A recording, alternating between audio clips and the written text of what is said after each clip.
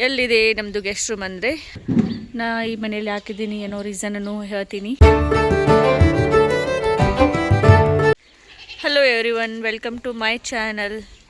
ಇವತ್ತು home tour ಮಾಡ್ತೀನಿ ಅಂತ ಹೇಳಿದ್ದೆ, ಬಟ್ ನಾ ಇನ್ನೂ ಈ ಮನೆಗೆ ಹೋಗ್ತಿಲ್ಲ. ಸೊ ಹೀಗಾಗಿ ನಾ ಇನ್ನೂ ಗೆಸ್ಟ್ ರೂಮಲ್ಲಿನೇ ಅದೀನಿ. ಸೊ ಇವತ್ತು ಗೆಸ್ಟ್ ರೂಮ್ ಹೋಮ್ ಟೂರನ್ನು ಮಾಡಬೇಕು ಅಂತ ಹೇಳಿ ಅಂದ್ಕೊಂಡಿದ್ದೀನಿ. ಸೊ ಇವತ್ತು ಗೆಸ್ಟ್ ರೂಮ್ ಹೋಮ್ ಟೂರ್ನ ಮಾಡ್ತೀನಿ. ಸೊ ಮನೇನ ತೋರಿಸ್ತೀನಿ. ಎಲ್ಲಿದೆ ನಮ್ಮದು ಗೆಸ್ಟ್ ರೂಮ್ ಅಂದರೆ ನಮ್ಮ ಮನೆ ಎದುರುಗಡೆಯೇ ಇದೆ ಮನೆ ಐತಲ್ಲ. ಸೊ ಈ ಮನೆ ಒಂದು type of guest room and store room ಎಲ್ಲನೂ. ಸೊ ಇಲ್ಲಿ ಎಲ್ಲ ಪಾರ್ಕ್ ಮಾಡ್ತೀವಿ, ಕಾರು, ಆಮೇಲೆ ಟ್ರ್ಯಾಕ್ಟ್ರು, ಬೈಕು ಎಲ್ಲನೂ ಇಲ್ಲೇ ಪಾರ್ಕ್ ಮಾಡ್ತೀವಿ. ಜಾಸ್ತಿ ಇಲ್ಲಿ ಯಾರೂ ಇರೋದಿಲ್ಲ. ಒಂಥರ ಎಲ್ಲ ಒಂದು ರೂಮಲ್ಲೆಲ್ಲ ಬೇಕಾಗಿರುವಂಥ ಐಟಮ್ಸ್ ಎಲ್ಲ ಸ್ಟೋರ್ ಮಾಡಿದ್ದೀವಿ. ಸೊ ಅದು ಸ್ಟೋರ್ ರೂಮ್ ಥರನೇ ಅನಿಸ್ಕೊಳ್ತೈತಿ. ಆಮೇಲೆ ಒಂದು ರೂಮಲ್ಲಿ ಎಲ್ಲ ಯಾರಾದರೂ ಗೆಸ್ಟ್ ಬಂದರೆ ಇರೋದಕ್ಕೆ, ಕೂಡೋದಕ್ಕೆ, ಮನ್ಕೊಳ್ಳೋಕ್ಕೆ ಅಂತ ಹೇಳಿ ಒಂದು ರೂಮನ್ನು ರೆಡಿ ಮಾಡಿದ್ದೀವಿ. ಸೊ ಅದು ಗೆಸ್ಟ್ ರೂಮು. ಸೊ ಬನ್ನಿ ಈ ಮನೇನ ತೋರಿಸ್ತೀನಿ. ನಾ ಇವಾಗ ಸದ್ಯದಲ್ಲಿ ಇದೇ ಮನೆಯಲ್ಲಿದ್ದೀನಿ. ಸೊ ಇದೊಂದು ಮನೆ, ಈ ಮನೆ ಎದುರುಗಡೆಯೇ ಈ ಮನೆ ಇದೆ. ಸೊ ಬರ್ರಿ ಒಳಗೆ ಹೋಗೋಣ. ಸೊ ಇದು ಕಾರು ಪಾರ್ಕ್ ಮಾಡಿದ್ದೀವಿ ಮನೆ ಮುಂದೆ. ಆಮೇಲೆ ಇಲ್ಲೊಂದೇ ಹಾಗೆ ಕಾಟ್ ಹಾಕ್ಸ್ಕೊಂಡಿವಿ. ಹಾಗೆ ಮಧ್ಯಾಹ್ನ ಟೈಮಲ್ಲಿ ಎಲ್ಲರೂ ಕೂಡೋದಕ್ಕೆ ಅಂಥೇಳಿ ನನ್ನ ಮಗ ಆಟ ಆಡಿ ಎಲ್ಲ ಹೆಂಗೆ ಹೋಗೋದಕ್ಕೆ ನೋಡಿರಿ. ಸೊ ಹೀಗೆ ಒಳಗೆ ಹೋದರೆ ರೂಮ್ ಬರುತ್ತೆ. ಬರ್ರಿ ಒಳಗೆ ಹೋಗೋಣ. ಇಲ್ಲಿ ಮನೆ ಪ್ಲ್ಯಾಂಟನ್ನು ಹಾಕಿದ್ದೀವಿ. ಜಾಸ್ತಿ ಎಲ್ಲ ಇದೇ ಮನೆ ಮುಂದೆನೇ ಹೂವಿನ ಗಿಡಗಳು ಹಾಕಿದ್ದೀವಿ. ಓ ಅಮ್ಮ, ಹಾಂ. So this is our area. C, ಇದು ನನ್ನ ಮಗಂದು ಸೈಕಲು. ಸೊ ಹಳ್ಳಿಲಿ ಹೆಂಗಿರ್ತೀವಿ ಆ ಥರ ಇದ್ದೀವಿ ಅಷ್ಟೇ. ಇದಷ್ಟರಲ್ಲಿನೇ ನೀಟಾಗಿ ಕ್ಲೀನಾಗಿ ಇಟ್ಕೊಂಡಿದ್ದೀವಿ. ಸೊ ಇದು ಎಂಟ್ರೆನ್ಸು, ಒಳಗೆ ಹೋಗೋದು.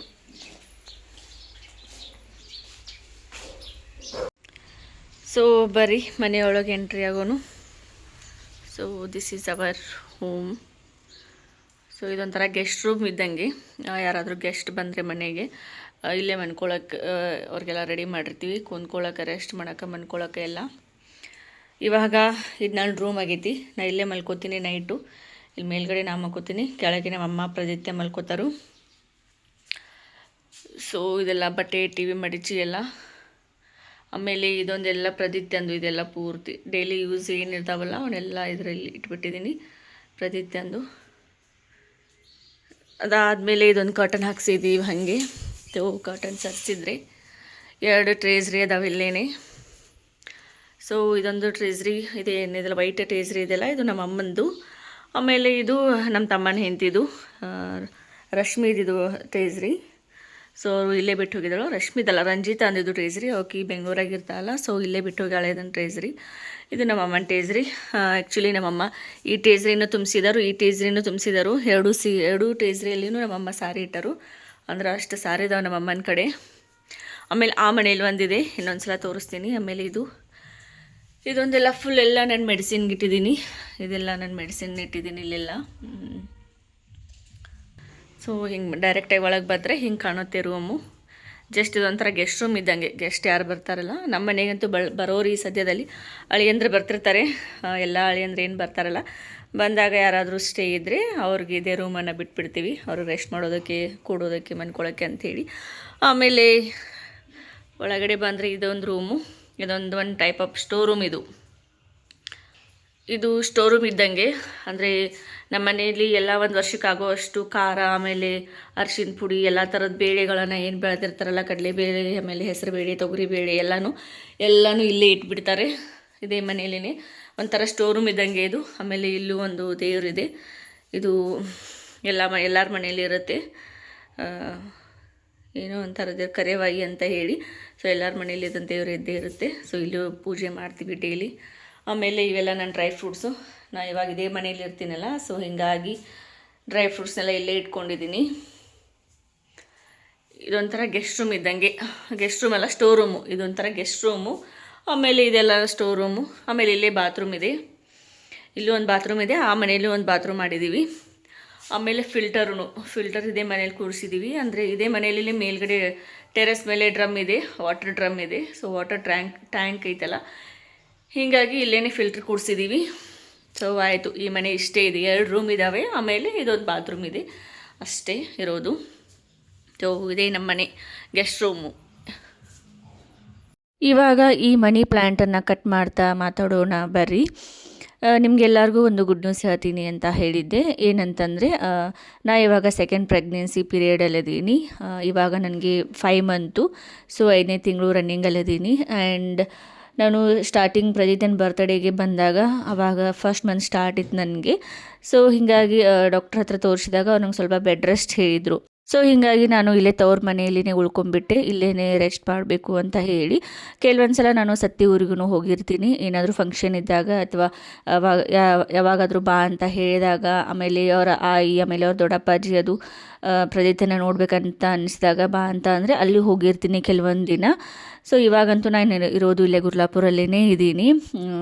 ಇದೊಂದೆಲ್ಲ ಪ್ರೆಗ್ನೆನ್ಸಿ ಪೀರಿಯಡೆಲ್ಲ ಮುಗಿಸ್ಕೊಂಡು ಆಮೇಲೆ ಡೆಲಿವರಿ ಮುಗಿಸ್ಕೊಂಡು ಆಮೇಲೆ ಹೈದ್ರಾಬಾದ್ಗೆ ಹೋಗಬೇಕು ಅಂತ ಹೇಳಿ ನಾನು ಇಲ್ಲೇ ತವ್ರ ಮನೆಯಲ್ಲೇ ಉಳ್ಕೊಂಡಿದ್ದೀನಿ. ಸೊ ಸದ್ಯದಲ್ಲಂತೂ ನಾನು ಹೈದ್ರಾಬಾದ್ಗೆ ಹೋಗೋ ಪ್ಲ್ಯಾನ್ ಅಂತೂ ಮಾಡಿಲ್ಲ. ಆ್ಯಂಡ್ ಇವಾಗ ನಾನು ನನ್ನ ತವ್ರ ಮನೆಯಲ್ಲಿ ಗೆಸ್ಟ್ ರೂಮಲ್ಲಿ ಯಾಕಿದ್ದೀನಿ ಅಂತ ಅಂದರೆ, ಇವಾಗ ನಾನು ಪ್ರೆಗ್ನೆಂಟ್ ಇದ್ದೀನಿ, ಆಮೇಲೆ ನಮ್ಮ ತಮ್ಮನ ಹೆಂಡತಿನೂ ಪ್ರೆಗ್ನೆಂಟ್ ಇದ್ದಾಳೆ. ಸೊ ಹೀಗಾಗಿ ಇಬ್ಬರು ಕೂಡಬಾರ್ದಂತೆ. ಈ ಕಡೆ ನಮ್ಮ ಕಡೆ ಉತ್ತರ ಕರ್ನಾಟಕದ ಸೈಡು ಏನೊಂದು ಪದ್ಧತಿ ಇದೆ ಅಂತಂದರೆ, ಮೇ ಬಿ ಎಲ್ಲರ ಕಡೆಯೂ ಇರ್ಬೋದು, ನನಗೆ ಗೊತ್ತಿಲ್ಲ. ಬಟ್ ನಮ್ಮ ಕಡೆ ಏನು ಪಾಲಿಸ್ತಾರೆ ಅಂತಂದರೆ, ಮನೆ ಮಗಳು ಆಮೇಲೆ ಮನೆ ಸೊಸೆ ಇಬ್ಬರೂ ಪ್ರೆಗ್ನೆಂಟ್ ಆಗಿದ್ದರೆ ಒಂದೇ ಮನೆಯಲ್ಲಿ ಅಡ್ಡಾಡಬಾರ್ದು, ಒಂದೇ ಮನೆಯಲ್ಲಿ ಇರಬಾರ್ದು. ಆಮೇಲೆ ಏನು ಹೊರಸಲ ಏನಿರುತ್ತಲ್ಲ, ಮನೆ ಬಾಗಿಲ್ದು ಹೊರಸಲಿಗೆ ನಮ್ಮ ಸೀರೆ ಸೆರಗು ಹತ್ತಬಾರ್ದಂತೆ. ಆಮೇಲೆ ಒಂದೇ ಬಾತ್ರೂಮನ್ನು ಯೂಸ್ ಮಾಡಬಾರ್ದಂತೆ ಇಬ್ಬರು. ಸೊ ಹೀಗಾಗಿ ನಮ್ಮ ತಮ್ಮನ ಹೆಂಡತಿ ಅವಳು ಪ್ರೆಗ್ನೆಂಟ್ ಇದ್ದಾಳಲ್ಲ, ಸೊ ಅವಳು ಒಂದು ಸ್ವಲ್ಪ ದಿನ ಇಲ್ಲೇ ಗುರ್ಲಾಪುರ್ಗೆ ಬಂದಿದ್ಲು. ಅವಳಿಗೂ ಒಂದು ಸ್ವಲ್ಪ ಏನು ಹುಷಾರಿರಲಿಲ್ಲ, ಸೊ ರೆಸ್ಟ್ ಮಾಡೋ ಸಲುವಾಗಿ ಅವಳು ಇಲ್ಲೇ ಬಂದಿದ್ಲು. ಸೊ ಹೀಗಾಗಿ ಅವಳು ಒಂದು 15 ದಿನ ಇಲ್ಲಿ ಇರ್ತಾಳಲ್ಲ, ಹೀಗಾಗಿ ನಾನು ಗೆಸ್ಟ್ ರೂಮಲ್ಲಿ ನನ್ನ ಶಿಫ್ಟ್ ಮಾಡಿದರು. ಸೊ ನಾನು ಗೆಸ್ಟ್ ರೂಮಲ್ಲಿ ಇದ್ದೀನಿ. ನನಗಿಲ್ಲೇನೆ ಎಲ್ಲ ಊಟ, ನಾಷ್ಟ, ಚಹಾ ಎಲ್ಲ ತಂದು ಕೊಡ್ತಾರೆ. ಆಮೇಲೆ ಪ್ರದೀತಿ ಅಂತೂ ಆ ಮನೆಯಲ್ಲಿನೇ ಇರ್ತಾನೆ ಅವ್ನು ಜಾಸ್ತಿ. ಸೊ ಅವನ್ನೆಲ್ಲನೂ ಅವರೇ ಕೇರ್ ಮಾಡ್ತಾರೆ. ಕೆಲವೊಂದು ಸಲ ಈ ಕಡೆ ಬಂದರೆ ಅಷ್ಟೇ ಅವ್ನಿಗೆ ಊಟ ಅದು ಮಾಡಿಸ್ತೀನಿ ಅಷ್ಟೇ, ಇಲ್ಲ ಅಂತಂದರೆ ಅವನು ಆ ಮನೆಯಲ್ಲಿನೇ ಜಾಸ್ತಿ ಇರ್ತಾನೆ. ನಾನಂತೂ ಇವಾಗ ಇದೇ ಗೆಸ್ಟ್ ರೂಮಲ್ಲಿನೇ ಇದ್ದೀನಿ. ಅವಳು ಯಾವಾಗ ವಾಪಸ್ ಹೋಗ್ತಾಳಲ್ಲ, ಆವಾಗ ನಾನು ಆ ಮನೆಗೆ ಹೋಗ್ತೀನಿ, ನಮ್ಮ ಮನೆಗೆ. ಸೊ ಅಲ್ಲಿ ತನಕ ನಾನು ಇಲ್ಲಿ ಗೆಸ್ಟ್ ರೂಮಲ್ಲಿ ಇದ್ದೀನಿ. ಸೊ ಈ ಒಂದು ರೀಸನ್ಗೆ ನಾನು ಈ ಮನೆಯಲ್ಲಿದ್ದೀನಿ ಅಷ್ಟೇ. ಕೆಲವೊಂದು ಜನ ಕಮೆಂಟಲ್ಲಿ ಗೆಸ್ ಮಾಡಿದ್ರಿ, ಪ್ರೆಗ್ನೆಂಟ್ ಇದ್ದೀರಾ, ಅದು ಗುಡ್ ನ್ಯೂಸಾ ಅಂತ ಹೇಳಿ. ಹೌದು, ನಾ ಪ್ರೆಗ್ನೆಂಟ್ ಇದ್ದೀನಿ. ಇವಾಗ 5 ಮಂತ್ ರನ್ನಿಂಗಲ್ಲಿದೆ. ಸೊ ನೆಕ್ಸ್ಟ್ ವೀಕಲ್ಲಿ ಏನು ಹಾಸ್ಪಿಟಲ್ಗೆ ಹೋಗಬೇಕು, ಏನು ಹೇಳ್ತಾರೆ ಕೇಳಬೇಕು. ಸೊ ಇವಾಗಂತೂ ಇದೇ ಗುಡ್ ನ್ಯೂಸು. ಸೊ ಇಷ್ಟೇ ಹೇಳಬೇಕಾಗಿತ್ತು. ಇದಾಗಿತ್ತು ನನ್ನ ಒಂದು vlog. Thank you so much for watching my YouTube channel. Thank you.